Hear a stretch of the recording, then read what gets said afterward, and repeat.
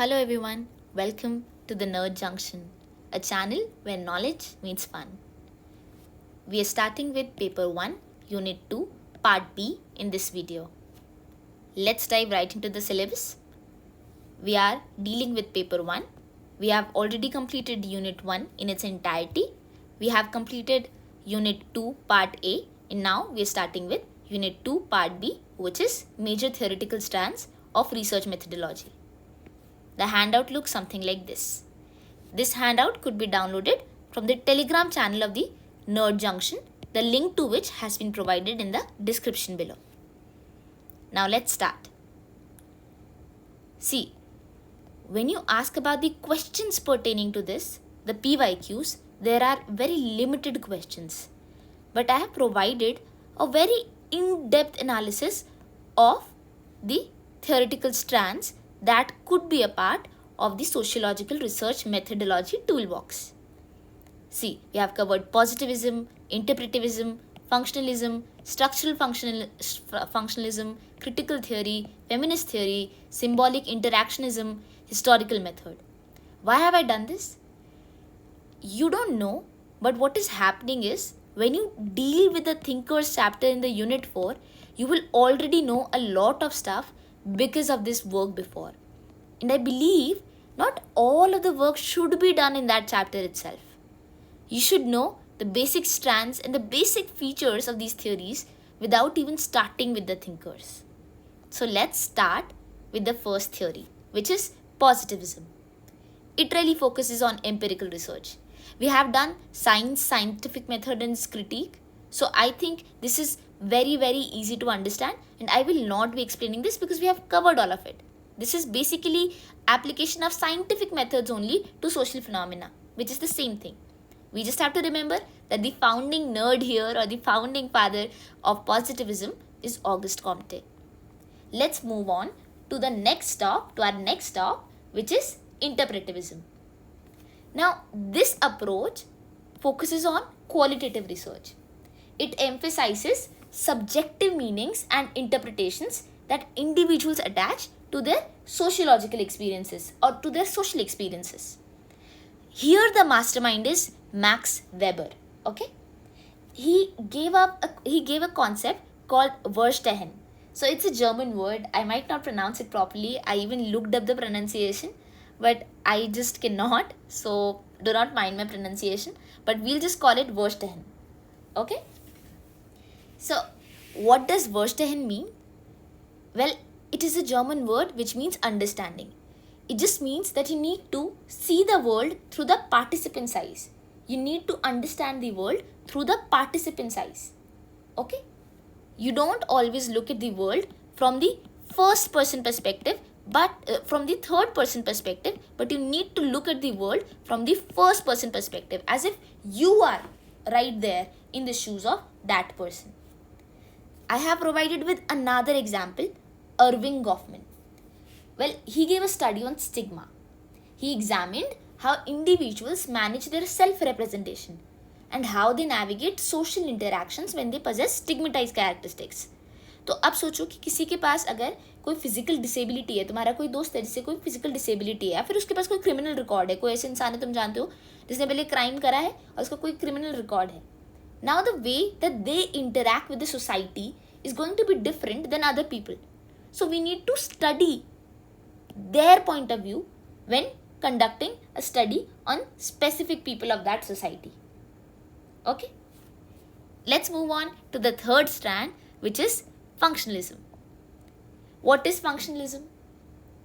Functionalism views society as a system of interconnected parts. Okay? Each serving a specific function to maintain social order and stability. अब इसके अंदर एक की figure जो थे वो है एमाइल डर्कहाइम. ठीक है, he highlighted the importance of social integration in influencing suicide rates. ये हम पढ़ चुके हैं, ये हमें ऑलरेडी आता है. ठीक है, और फंक्शनलिज्म करता क्या है ये हमें समझ में आ गया है. बेसिकली इमेजिन करो एक फुटबॉल टीम है, उसके अंदर हर प्लेयर अपना एक रोल प्ले कर रहा होगा, राइट? और उन सारे रोल्स की वजह से ही पूरी टीम अच्छे से फंक्शन कर पा रही होगी, क्योंकि हर प्लेयर अपना रोल ठीक से कर रहा है, let's take another example. Imagine a body. Body के अंदर डिफरेंट पार्ट्स हैं. हार्ट का कुछ फंक्शन होता है, लंग्स का कुछ फंक्शन होता है, ब्रेन का कुछ फंक्शन होता है, and all of these play their respective roles. ठीक है, and that maintains our body properly and we can function. Similarly, society also has to be viewed as interconnected parts. और हर एक पार्ट का एक स्पेसिफिक फंक्शन होता है and everything needs to work together to maintain social order and stability. Now let's move on to the next concept which is structural functional analysis. ठीक है, अब जो structural functionalism है, it is a build up on the concept of functionalism only. Now, I have mentioned Davis Moore thesis here, which says Davis Moore thesis argued that social stratification and inequality are functional for society. ठीक है, इसका मतलब क्या है? ये बोलते हैं कि सोशल स्ट्रैटिफिकेशन और इनइक्वालिटी होनी चाहिए सोसाइटी में और ये भी एक फंक्शन सर्व करते हैं. मतलब सपोज करो कोई डॉक्टर्स और इंजीनियर्स है सोसाइटी में, may be they are getting more payment than the rest, but it is required in the society for the proper functioning. अगर उनको ज़्यादा कॉम्पनसेशन नहीं मिलेगा तो हो सकता है वो ज़्यादा एफर्ट नहीं डालेंगे. And because these are merit based professions, we need good people here. तो here social stratification and inequality are being functional, they are serving a function, they are important to make the society work properly. Similarly, I mentioned the role of education in society. It analyzes how school contributes to social integration, transmission of cultural values and preparation of individuals for the workforce. अब देखो education का क्या role है society में, वो function की बात कर रहे हैं. दिस इज ऑल्सो फंक्शनलिज्म, इसका एक एग्जाम्पल है. I have given it there. We moved on to structural functionalism after this, which is called the new functionalism or the neo-functionalism. ठीक है. Now, what is structural functionalism? Think of Talcott Parsons इधर. ठीक है, Talcott Parsons is the pioneer of this approach. He approached the concept. ठीक है, he approached this concept in the following manner. He studied how social institutions contribute to the overall functioning of society. He examines functions and dysfunctions of various social structures. तो ये focus क्या करता है, आप देखो structural word ही लिखा है, तो ये सोशल स्ट्रक्चर्स पे फोकस करता है और ये बताता है कि कैसे डिफरेंट सोशल स्ट्रक्चर हैं वो एक दूसरे से इंटरकनेक्टेड भी है और इंटरडिपेंडेंट भी है, और कैसे वो सारे एक बड़ी पजल के अंदर नेसेसरी है for the proper functioning of the society. तो फंक्शनलिज्म और स्ट्रक्चरल फंक्शनलिज्म में फ़र्क क्या है? स्ट्रक्चर का. He focuses on different structures, he focuses on different social institutions and their interlinkages. ठीक है. Now, when we've analyzed this, there is another thinker that you can mention in structural functionalism. He's Merton. Merton expanded functionalism by introducing the notion of manifest and latent functions. अब इसका मतलब क्या है? Consider करो कि एक school खोला मैंने. स्कूल का मैनिफेस्ट फंक्शन क्या लग रहा है? स्कूल क्यों खोला होगा? To provide education, right? But imagine what could be the latent function जिसके लिए खुला नहीं था लेकिन वो भी सर्व करता है as a school. School serves as a way for individuals to socialize, as a way for individuals to make friendships also. लेकिन क्या मैंने स्कूल इसके लिए खोला था? नहीं. बट क्या ये स्कूल फंक्शन सर्व कर रहा है? हाँ. And are these functions also necessary and relevant for the whole society to work properly? Yes. So Merton expanded the concept of functionalism in this manner. Now, Alexander का भी example दिया है. This is easy, you can read it on your own. ऐसे ही है कि कैसे cultural structures और symbolic systems in societal functioning में मदद करते हैं. This is nothing, मतलब एक और example मैंने दे दिया just for your value addition. Let's move on to the next theory, which is the critical theory. अब देखो, इसके अंदर ideological analysis है. मैंने ये बोला था कि इंटरप्रेटिविज्म में क्वालिटेटिव रिसर्च थी, पॉजिटिविज्म में एम्पिरिकल रिसर्च हुई, और क्रिटिकल थ्योरी में अब आइडियोलॉजिकल एनालिसिस हो रहा है. इसमें क्या कर रहे हैं? They are analysing and they are critiquing the power structures, social inequalities and dominant ideologies जो परपेचुएट कर रही हैं सोशल इनजस्टिस को. अब इसके अंदर कुछ भी सोचना है तो सबसे पहले मार्क्स याद आना चाहिए. मैंने यहाँ पे मार्क्स मेंशन नहीं करा है बिकॉज ये तो तुमको ऐसे ही याद आ जाएगा और तुम्हारे नोट्स में मिल जाएगा and you can add him easily here. I have mentioned different examples that you will not really find at other places. तो बेसिकली क्रिटिकल थ्योरी क्या बोलती है? क्रिटिकल थ्योरी बोलती है ये कि you criticise the present system and then you hope for social change and social transformation. ठीक है. एक एग्जाम्पल क्या हो गया, फ्रैंकफर्ट स्कूल। ठीक है, फ्रैंकफर्ट स्कूल ने क्या एग्जामिन किया कि कैसे कैपिटलिस्ट सोसाइटीज जो होती हैं they are reproducing inequality. It argued for the need to challenge oppressive social systems. वही चीज़ है, इनका बेसिक आइडिया क्या है कि जो आइडियोलॉजी प्रिवेल कर रही है उसको चैलेंज करो, और फिर अगर कुछ वो ऑपरेसिव है किसी भी तरीके से तो you help bring fourth a social change. तो बेसिकली रिबेल करने वाली थ्योरी कौन सी हो गई हमारी, क्रिटिकल थ्योरी। सिमिलरली पियर बोर्दियो का एग्जाम्पल दे रखा है और एक और एग्जाम्पल दे रखा है, ये भी सेम ही चीज़ों की बात कर रहा है। ठीक है, now let's talk about feminist theory. अब फेमिनिस्ट थ्योरी को क्रिटिकल थ्योरी का सब पार्ट भी बोल सकते हैं। What are they doing, they are understanding and challenging gender inequality specifically and oppression of women. तो ये भी यही कर रहे हैं जो क्रिटिकल थ्योरी करता है, बट इनका जो जो टॉपिक है वो बहुत फोकस्ड है। It is focusing on gender inequalities and the operation of women only. ठीक है, नाउ इसके अंदर भी आई have given one example. I don't know how you pronounce this Beauvoir. I think that's how it's pronounced. It's Simone de Beauvoir. I'm not very sure. But Simone de Beauvoir laid the groundwork for feminist theory. और इन्होंने book लिखी थी the second sex. ठीक है, और भी मैंने कुछ थिंकर्स हैं उनके नाम मेंशन कर दिए कि by chance if you get a question you know these thinkers. ठीक है, वैसे फेमिनिस्ट थ्योरी हम डिटेल में भी डिस्कस करेंगे, जब हम मार्क्स पे आएंगे तो हम क्रिटिकल थ्योरी भी डिस्कस करेंगे in depth, and then I will be discussing feminist theory also in depth कि क्या क्या इनके हुए हैं, क्या फेमिनिज्म के ग्रोथ के स्टेजेस थे, क्या पहले फेमिनिज्म क्या था, first wave, second wave, third wave, will be dealing with that in the later chapters. Next is the symbolic interactionism. अब सिम्बॉलिक इंटरैक्शनिज्म को समझना है तो तुम ये समझो, इसका बेस्ट एग्जाम्पल होगा ऑनलाइन इमोजीज देखे हैं। अब इमोजीज का यूज अपन कितना मल्टीपल तरीके से कर सकते हैं। I am really angry and I send this, बात चल रही है कॉन्टेक्स्ट में, I am sending a smiling face. It can mean like सामने वाले को पता चल जाएगा ये गुस्सा इसलिए इस तरीके से कर रहा है, right. And I can be happy and I can also send this, तब भी मैं ये भेज सकती हूँ। ठीक है, तो इट डिपेंड्स ऑन कॉन्टेक्स्ट। और human beings have different symbols in different societies which serve different meanings. इसका एक और एग्जाम्पल लो तो कल्चरल डांसेज होते हैं। ठीक है, those are symbolic interactionism. I am making eye movements to portray anger. अब कभी तो मैं स्माइल कर रही हूँ तब वो एंगर वाला स्माइल हो सकता है, कभी मैं स्माइल कर रही हूँ वो हैप्पीनेस वाला स्माइल हो सकता है, कभी मेरा आई मूवमेंट अगर बड़ा है तो वो कुछ और इमोशन डिपिक्ट कर सकता है। एंड बड़ा ही है, अब दोबारा मेरी eyes are like very big and ऐसे डो आइड कर रखा है, it could represent something else at that point of time.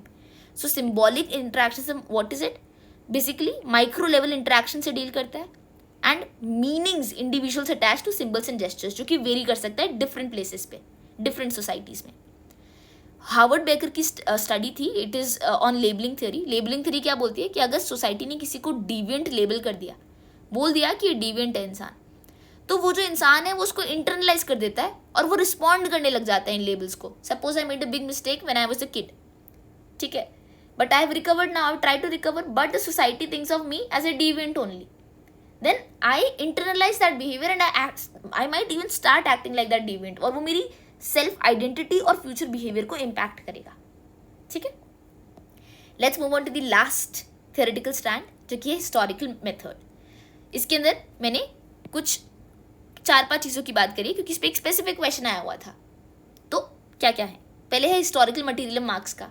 Basically ये मैंने अभी पढ़ाया नहीं है, या आगे पता चलेगा, लेकिन मैं बेसिक बता देती हूँ। Basically it says there is a role of economic factors and class struggle in shaping historical development. History को अगर अपन ट्रेस करें तो वो बहुत सारे इकोनॉमिक फैक्टर्स और क्लास स्ट्रगल से भरी हुई है। क्लास स्ट्रगल हुआ बार बार तो एक नई सोसाइटी फॉर्म हुई, फिर इसमें कुछ सोसाइटी में कुछ प्रॉब्लम हुई तो दोबारा क्लास स्ट्रगल हुआ तो दोबारा इस नई सोसाइटी फॉर्म हुई, फिर प्रॉब्लम हुई, and this process keeps going on and we can trace this process throughout the history. This is what historical materialism is all about. Then we have comparative historical analysis जो weber use करते हैं। He compared different societies के different periods and he identified patterns, similarities and differences in social phenomena. इनकी जो book थी Protestant ethic and spirit of capitalism, इन्होंने क्या किया था, ही ऑब्जर्व्ड कि जहाँ पर भी ये एथिक्स फॉलो होते हैं, जहाँ पर भी प्रोटेस्टेंट कल्चर है, वहीं पर कैपिटलिज्म डेवलप होता है। थ्रू आउट इन्होंने कंपेरेटिव एनालिसिस किया। So this is an example of the same. Now there is another concept of historical sociology which is similar to the comparative historical analysis. तो इसको read कर लेना, एक और एग्जाम्पल दे रखा है। लॉन्गिट्यूडिनल स्टडीज, ये क्या होता है, जैसे सपोज करो मुझे इंटर जनरेशनल मोबिलिटी पढ़नी है कि एक जनरेशन के बाद दूसरी जनरेशन के अंदर कितनी मोबिलिटी रहती है, ठीक है। तो basically I am examining a social phenomena by observing and analysing changes over a extended period of time. Longitudinal studies का मतलब ही क्या होता है कि मैं एक्सटेंडेड पीरियड ऑफ टाइम के लिए स्टडी कर रही हूँ और मैं चेंजेस को एनालाइज कर रही हूँ कि इस टाइम पे ये था, इस टाइम से इस टाइम में ये होने लग गया, इस टाइम से इस टाइम में यही चीज़, एक ही वेरिएबल को मैं अलग अलग टाइम पीरियड पर टेस्ट कर रही हूँ, ठीक है। Then we have social evolution जो कि डरकाइम का है।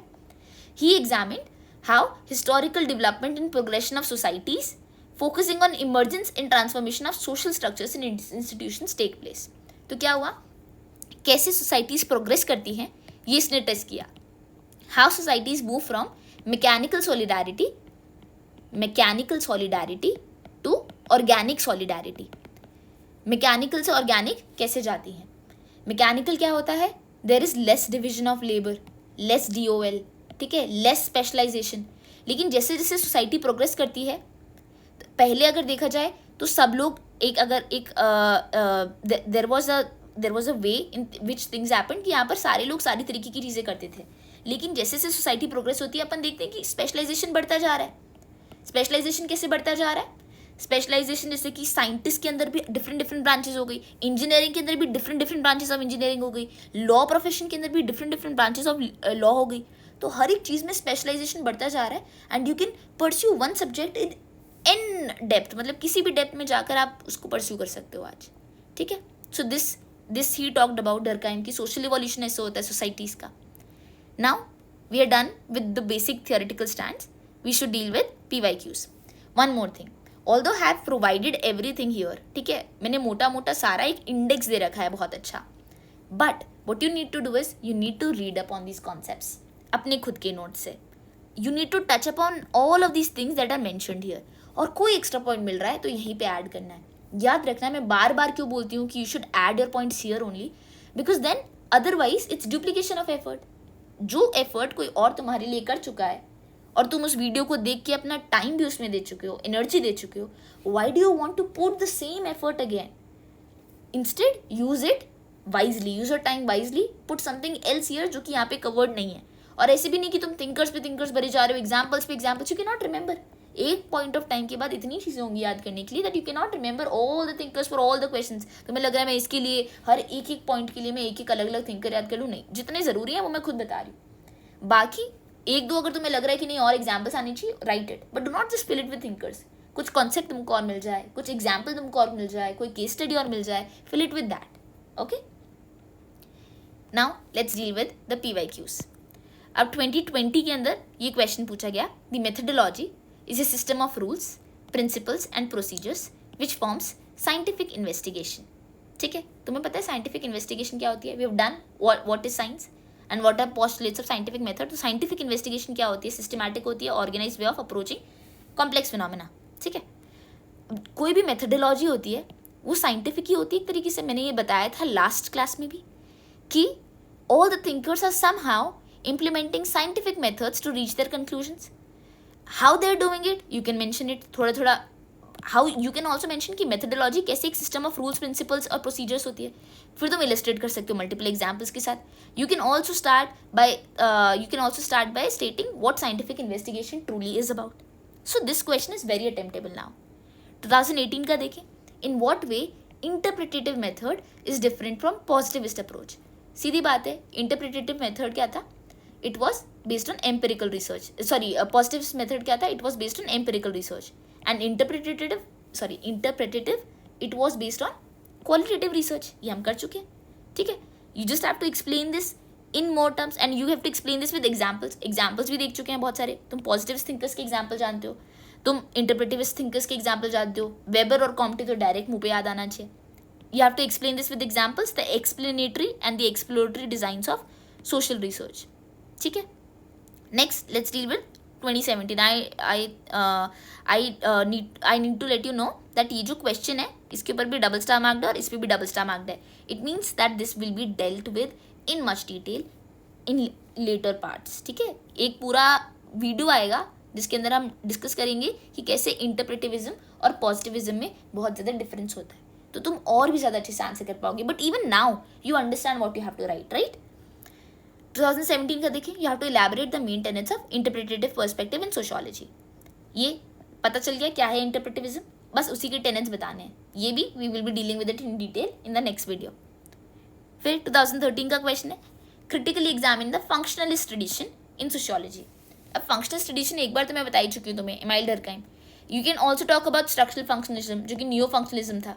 ठीक है, you can also talk about कि कैसे जो फंक्शनलिज्म है वो एक नॉन पॉजिटिविस्ट अप्रोच है.